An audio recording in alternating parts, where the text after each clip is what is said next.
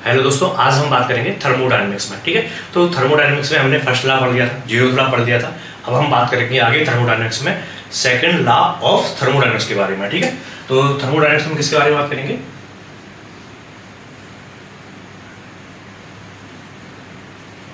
Second law of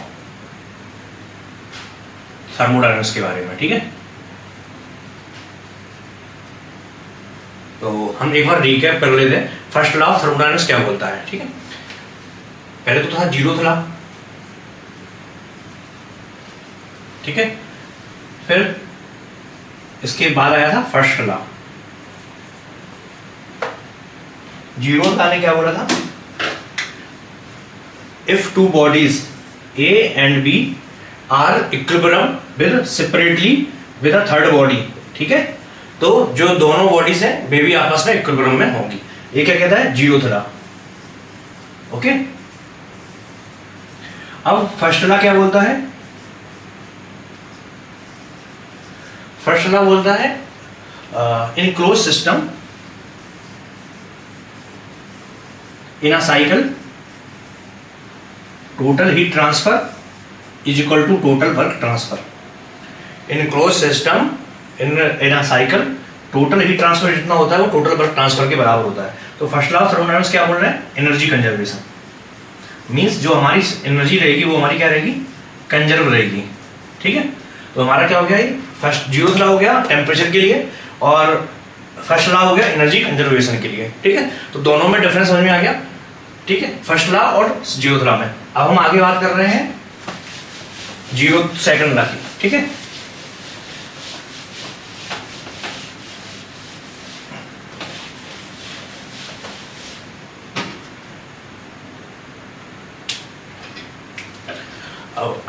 first law ने तो बोल दिया कि हमारा एनर्जी कंजर्व रहेगा, जितना हीट ट्रांसफर रहेगा उतना ही वर्क ट्रांसफर के बराबर होगा। ठीक है, अब sigma Q is equal to sigma W. लेकिन फर्स्ट लॉ ये नहीं बता रहा है कि हमारा जो भी वर्क ट्रांसफर रहेगा, जो भी हीट ट्रांसफर रहेगा वो किस डायरेक्शन में रहेगा। मींस अगर हम हाई टेम्परेचर बॉडी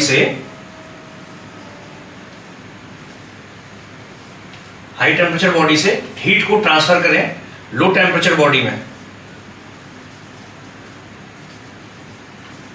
तो हमें कोई भी एफर्ट नहीं डालना पड़ेगा। लेकिन अगर हमें लो टेम्परेचर बॉडी को और ज्यादा कूल करना है और इससे हीट ट्रांसफर करनी है हाई टेम्परेचर बॉडी में, तो हम हीट ट्रांसफर नहीं कर पाएंगे। मींस हमारी जो एनर्जी है वो केवल एक ही डायरेक्शन में फ्लो करेगी, वन डायरेक्शनल फ्लो होगी। ठीक है, तो ये डायरेक्शन के बारे में कुछ नहीं बोल रहा है। इस फर्स्ट लॉ ने नहीं बताया कि कहां से कहां हीट ट्रांसफर हो जाएगी या कहां से कहां वर्क ट्रांसफर हो जाएगा। ये क्या बताता है? सेकंड लॉ ऑफ थर्मोडायनेमिक्स बताता है। ठीक है, तो सेकंड लॉ ऑफ थर्मोडायनेमिक्स के सेपरेटली दो अलग अलग लॉज हैं। Laws second law of thermodynamics के दो अलग अलग प्रिंसिपल्स हैं। फर्स्ट है केल्विन प्लैंक का, सेकंड है क्लॉसियस का। तो केल्विन प्लैंक क्या बोलते हैं? केल्विन प्लैंक बोलते हैं it is impossible to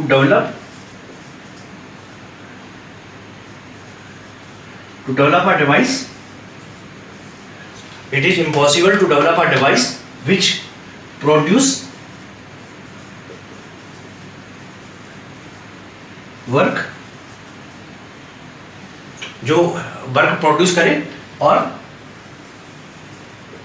heat taking from a single body, या हम इसको ऐसे ही बोल सकते हैं which whatever heat is taking it is converting it into a work. It is impossible to develop a device. ऐसे डिवाइस को क्या बोलते हैं? जो वर्क प्रोड्यूस करे। वर्क प्रोड्यूसिंग डिवाइस को हम क्या बोलते हैं? हम इंजन बोलते हैं, हीट इंजन या इंजन। ठीक है, जो भी हमारा डिवाइस है उसको हम क्या बोल रहे हैं? इंजन बोल रहे हैं। और केल्विन प्लैंक बोल रहे हैं कि ऐसा डिवाइस बनाना इम्पॉसिबल है जो इंटरेक्ट करे केवल एक ही बॉडी के साथ में और जितना भी हीट इंटरेक्शन करे उतना की उतना उसमें वर्क प्रोड्यूस हो जाए। ठीक है, ये तो हमारा क्या हो गया? केल्विन प्लैंक का हो गया। अब क्लॉसियस आ गए हैं। भाई क्लॉसियस क्या बोल रहे हैं?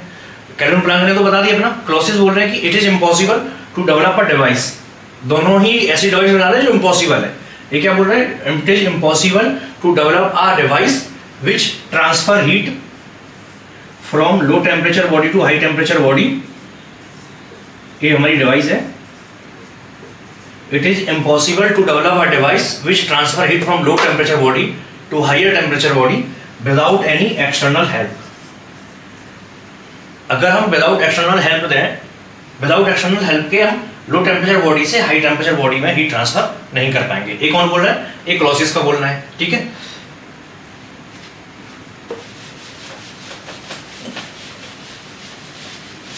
कैल्विन प्लैंक क्या बोले कि it is impossible to develop a device, जो हीट इंजन को, एक ऐसा इंजन बनाना इम्पॉसिबल है जो केवल एक ही बॉडी के साथ इंटरेक्ट करे, हीट का एंटर करे और उतना सेम वर्क प्रोड्यूस कर दे।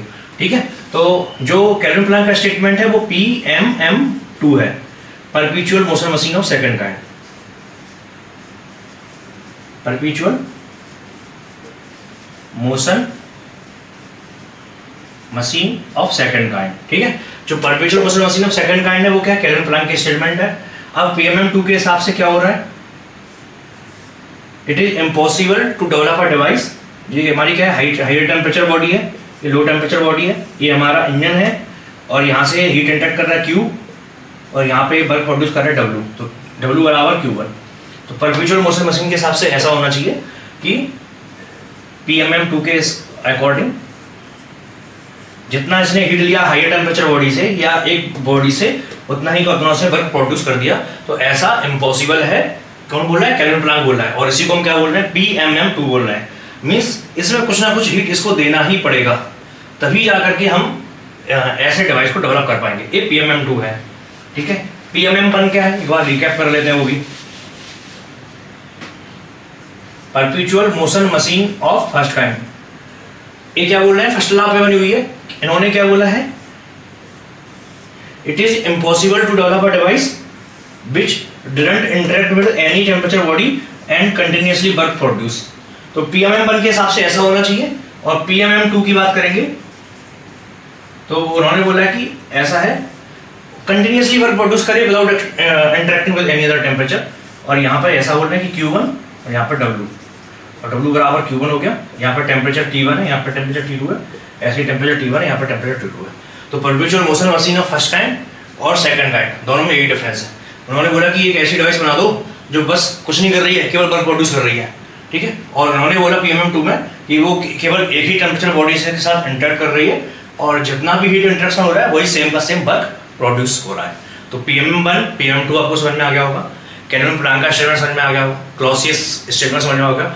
क्लॉसियस और कैल्विन प्लैंक दोनों ही हमारे कौन से हैं, दोनों ही हमारे लॉ है सेकंड लॉ ऑफ थर्मोडायनामिक्स। ठीक है, तो होप आपको अच्छे से समझ में आया होगा।